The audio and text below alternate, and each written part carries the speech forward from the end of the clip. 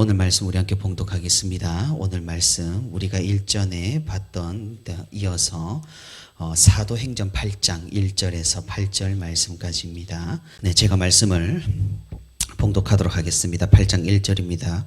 사울은 그가 죽임 당함을 마땅히 여기더라.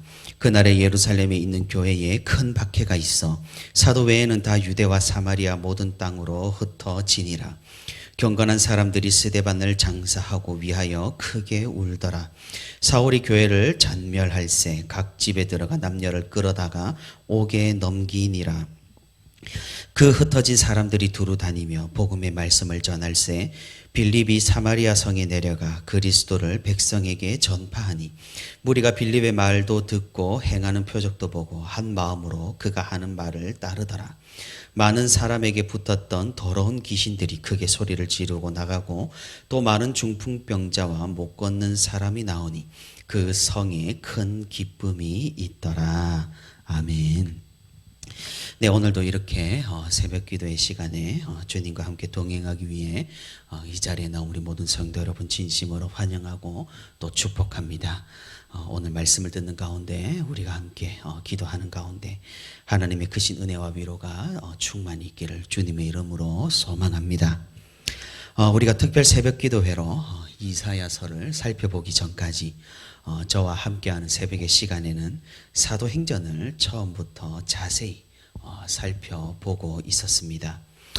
오래전의 일이라 사실 저도 가물가물하고 성도 여러분께서도 기억을 잘 하실지는 모르겠습니다만 우리 함께 기억을 더듬으면서 계속해서 사도행전을 차례대로 살펴보기를 원합니다. 사도행전은 별명이 있죠.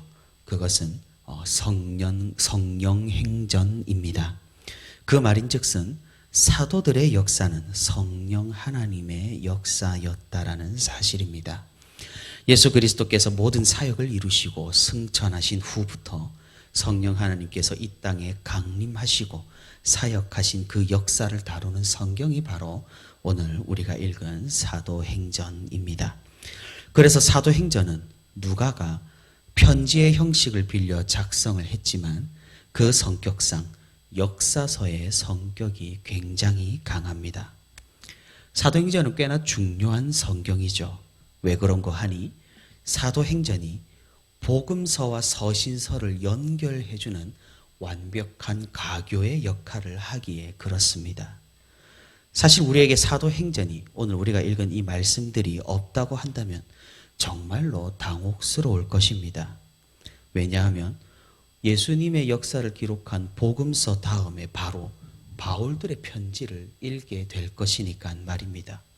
그 사이에 대체 무슨 일이 있었는지, 성령 하나님께서 어떤 일들을 행하셨는지, 사도 바울은 또 누구인지, 예수님의 제자들이 뭘 어떻게 했는지를 우리는 정확히 알지를 못했을 것입니다.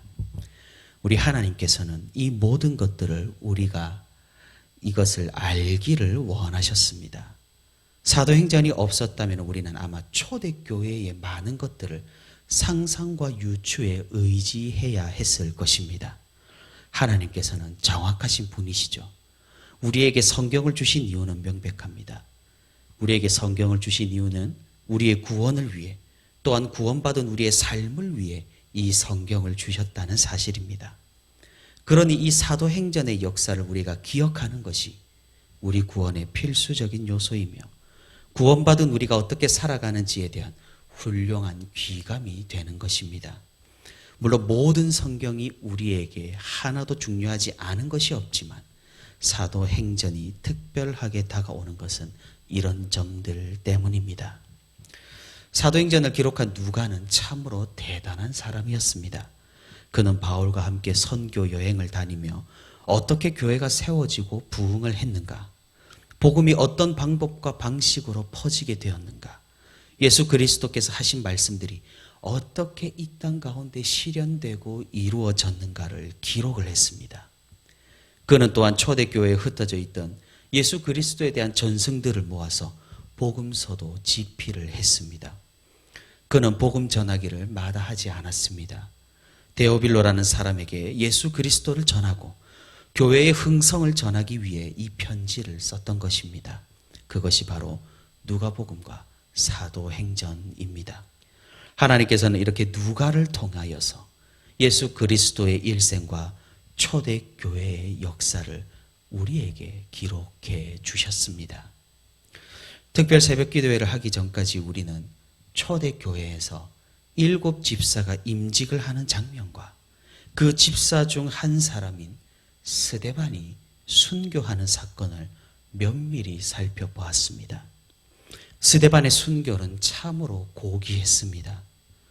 물론 인간적인 관점에서 순교라는 것이 고귀할 수는 없습니다. 참으로 비참한 결말이고 어떤 이들은 의미 없는 죽음이라고 여기기도 할 것입니다.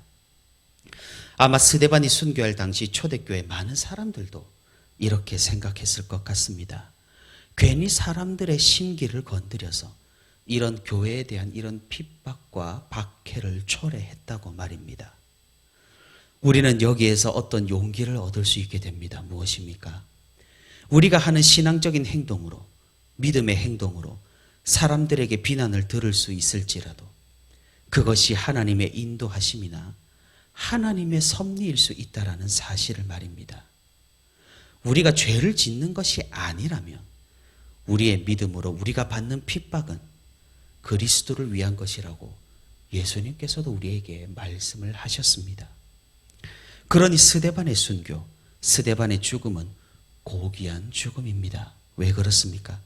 이것은 하나님의 역사였고 하나님의 계획이었으며 하나님께서 이끄신 사건이었기 때문입니다. 혹자는 말합니다. 이런 능력 있고 실력 있는 스데반을 왜 이렇게 빨리 죽게 하셨는가? 일리가 있는 말입니다. 스데반이 죽지 않았다면 초대교회를 위해 할 사역이 무궁무진했을 것입니다. 그는 하나님의 사람이었고 사람들을 감동시켰으며 그 성품은 예수님을 닮았기에 그리했습니다. 우리는 여기에서 스데반 뒤로 다른 두 사람이 등장하는 것을 목격을 합니다. 그 두 사람은 바로 1절의 사울과 5절의 빌립입니다. 우리가 잘 알다시피 사울은 유대교 지도자로 나중에 예수 그리스도를 만나 극적으로 회심을 하게 됩니다. 그리고 기독교 신학을 꽃피우며 선교 여행을 통해 수많은 교회를 세우는 그런 일꾼으로 사용이 됩니다. 집사 빌립은 사도 바울 이전에 이미 복음을 들고 이스라엘을 떠난 전도자입니다. 그를 통해 많은 이들이 그리스도를 영접했고 그가 남긴 족적을 따라 다른 사도들이 복음을 전하는 귀한 선구자의 역할을 감당합니다. 스데반의 죽음이 헛되거나 아깝다거나 안타까운 죽음이 아니었던 것이죠. 그의 죽음으로 복음의 씨앗이 심기워지고 선교의 문이 열리게 되었으며 하나님께서 예비한 일꾼들이 세워지게 되는 그런 역사였던 것입니다.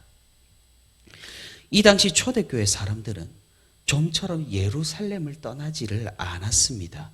왜 그렇습니까? 아니 생각해보면 예수님께서 승천하실 때 온 유대와 사마리아와 땅끝까지 이르러 내 증인이 되라고 말씀하시지 않으셨습니까? 그런데 초대교회의 누구도 그 명령을 직접 받은 사도들까지 예루살렘을 떠날 생각을 전혀 하지 않았습니다. 심지어 성령 하나님께서 역사적으로 이 땅에 강림하신 오순절 사건 뒤에도 그렇습니다. 그러니 우리는 의아하게 생각을 할 수 있습니다. 하지만 이때 예루살렘을 떠나지 않은 것은 지극히 당연한 생각이었습니다. 그 당시 사람들에게 말이죠. 이들이 어떤 겁에 질렸다거나 떠나기를 싫어했다거나 복음의 진정성이 없었던 것이 아니었다는 거죠. 구약 성경을 살펴보면 특히 미가서와 이사야서, 우리가 살펴본 이사야서를 살펴보면 그리고 그것을 비롯한 많은 선지서들에 이방 사람들이 하나님의 영광을 보기 위해 예루살렘 곧 시온에 온다고 기록이 분명히 되어 있습니다. 이방인들이 예루살렘으로 와서 하나님의 복음을 듣고 영접하고 하나님의 나라와 교회가 커져 간다는 것이 초대교회, 이 당시 초대교회의 정설이었습니다. 그러니 당연하게도 초대교회 사람들은 예루살렘을 떠나서 굳이 다른 지역에 가서 전도하거나 선교할 필요가 없었던 것이죠. 하지만 하나님의 계획은 달랐던 것이죠. 선지서에, 구약 성경에 그렇게 기록된 것은 예루살렘의 상징성을 보여주기 위한 것이었습니다. 온 세계를 빗대어서 예루살렘의 회복, 이스라엘의 회복을 보여주시며 구원이 이 땅에 임하고 세상이 다시금 하나님께로 회복될 것을 보여주는 하나의 장치로서 하나님께서 그런 말씀을 하셨던 것이죠. 하지만 사람들은 이 선지서의 내용을 문자 그대로 해석해서 예루살렘 밖으로 굳이 나갈 생각을 하지 않았던 것입니다. 이런 그들의 생각 가운데 하나님께서는 강권적으로 역사하셔서 깨닫게 하신 것입니다. 그 역사가 무엇입니까? 바로 스데반의 순교입니다. 예루살렘의 복음이 만연히 퍼지고 이제 그 내실이 충분히 다져졌을 때 하나님께서는 세계의 열방을 향한 선교를 시작하셨습니다. 이를 통해서 두 사람, 집사 빌립과 사도 바울을 예비하시고 세우신 것입니다. 오늘 우리가 읽은 본문 1절 후반부를 보시면 사도 외에 다 유대와 사마리아 모든 땅으로 흩어졌다고 말씀하고 있습니다. 예루살렘에서 교회에 대한 핍박이 굉장히 거세어졌습니다. 사도들은 예루살렘 교회를 지키기 위해 남았습니다. 그들은 순교의 각오가 되어 있었고 핍박을 받아도 의연하게 대처할 수 있었습니다. 그럼 나머지 교인들은 어떻게 되었습니까? 그들은 각자의 역량에 따라 주변으로 흩어지기 시작했습니다. 겁에 질려 도망치듯 나간 사람도 있었을 것이고 흩어지는 김에 준비를 철저히 하여서 복음을 전한 목적을 가지고 떠나는 사람들도 있었을 것입니다.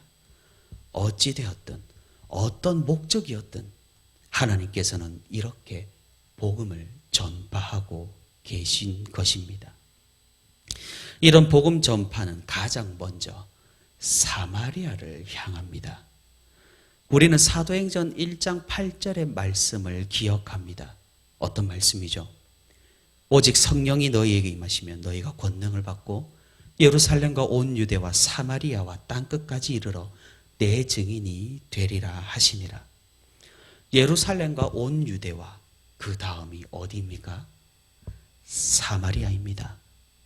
오늘 본문 5절부터 8절까지 집사 빌립이 사마리아에 가서 복음을 전한 내용을 담고 있습니다. 예수님께서 명령하신 말씀들이 하나씩 이루어짐을 우리는 성경을 통해 역사를 통해 목격할 수가 있는 것입니다. 이런 복음 전파의 일들을 먼저는 집사 빌립을 통하여 그리고 훗날에는 스데반을 죽였던 바울을 통하여 하나님께서는 이루어 가시는 것입니다. 우리는 사도 바울을 잘 압니다. 그가 어떠한 사람이었는지 오늘 본문 1절에서 잘 알 수 있습니다. 스데반의 죽음에 가장 큰 책임이 있는 자였고 스데반의 죽음이 당연하다고 생각한 사람입니다. 그가 어떤 객기나 젊은 혈기에 그렇게 했을까요? 물론 그럴 수도 있지만 그는 분명했습니다. 하나님을 위해 그런 행동을 했다고 생각을 했습니다. 하지만 그 결과는 참 상당히 참혹했습니다. 그런데 하나님께서는 참으로 신묘막측하십니다. 이런 스데반의 죽음을 통해 이런 사울의 살인을 통해 집사 빌립의 전도를 통해 교회를 이루어 가시고 복음을 전파하시니까 말입니다. 그리고 이런 일들로 일꾼들을 세워주시니 말입니다. 우리는 사울을 보며 어느 누구도 복음에 대해 포기하지 말아야겠다라는 그런 다짐을 해볼 수가 있습니다. 우리 주위에 너무나 당연하게도 완강히 복음을 반대하는 사람이 있을 수 있습니다. 가족이거나 친구이거나 배우자이거나 자녀이거나 부모이거나 다른 성도들에게도 말하기 민망한 그런 나만의 상황이 있을 수가 있을 겁니다. 하지만 무엇입니까? 이 사울이 복음으로 변화되었다면 그들도 그러지 말라는 법이 없는 것입니다.